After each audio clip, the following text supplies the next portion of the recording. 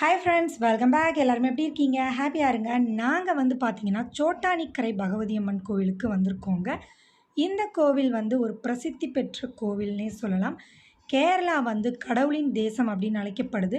So அப்படிப்பட்ட கேரளாவில் எர்ணாகுளம் மாவட்டத்தில் அமைஞ்சிருக்கக்கூடிய இந்த பகவதி அம்மன் கோவில் சோட்டானிக்கரை அப்படிங்கிற ஊரில் அமைஞ்சிருக்கு. இந்த கோவிலுக்கு நீங்கள் வரணும் அப்படின்னா கொச்சியிலேருந்து 16 கிலோமீட்டர் தூரம் தான், இல்லை அப்படின்னா எர்ணாகுளம்லேருந்து 15 கிலோமீட்டர் தூரம் தாங்க. ஸோ நீங்கள் தமிழ்நாட்டிலேருந்து எங்கேருந்து வந்தாலும் சரி, கொச்சியில் எர்ணாகுளம் வந்துட்டிங்கன்னா அங்கேருந்து நிறைய பஸ்ஸஸ் அவைலபிள் இருக்குங்க.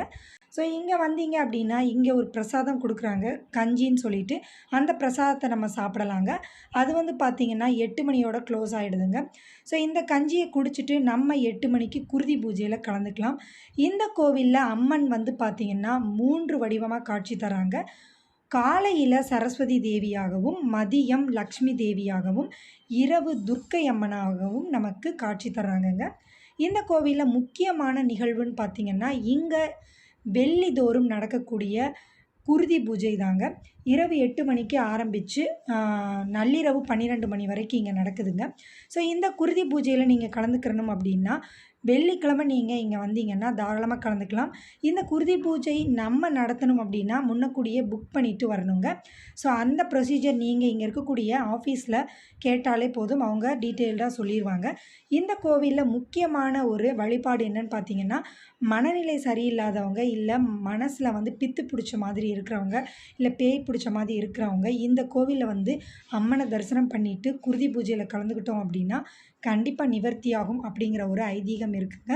ஸோ ரொம்ப பிரசித்தி பெற்ற ஒரு கோவில் தான் இந்த சோட்டானிக்கரை பகவதி அம்மன் கோவில். இந்த கோவிலில் தங்கி இருந்து குருதி பூஜையில் கலந்துக்கிட்டு அம்மனை தரிசனம் பண்ணிட்டு போங்க.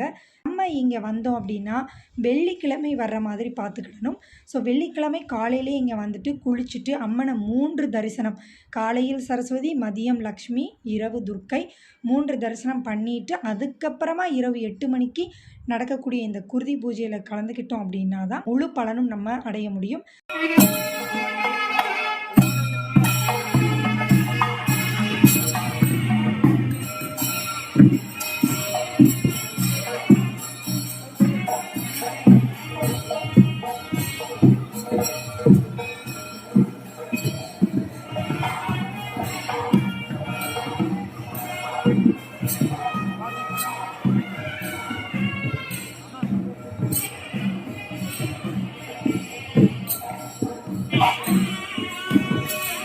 கோவிலை பற்றின எனக்கு தெரிஞ்ச விவரங்களை நான் ஷேர் பண்ணியிருக்கேன்.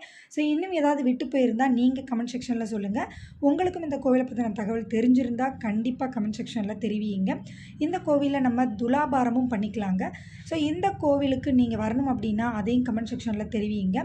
ஸோ இந்த வீடியோ உங்களுக்கு பிடிச்சிருந்தது அப்படின்னா லைக் பண்ணுங்கள், நிறைய பேருக்கு ஷேர் பண்ணி விடுங்க. இதே மாதிரி நிறைய டீட்டெயில்ஸான கோவில் வீடியோ, ட்ராவல் வீடியோ, இந்த மாதிரி எல்லாத்துக்குமே என்னோடய சேனலை சப்ஸ்கிரைப் பண்ணிக்கோங்க. இதே மாதிரி நான் இன்னொரு வீடியோவில் உங்களை சந்திக்கிறேன். Until then it's signing off Jaya. Take care, bye.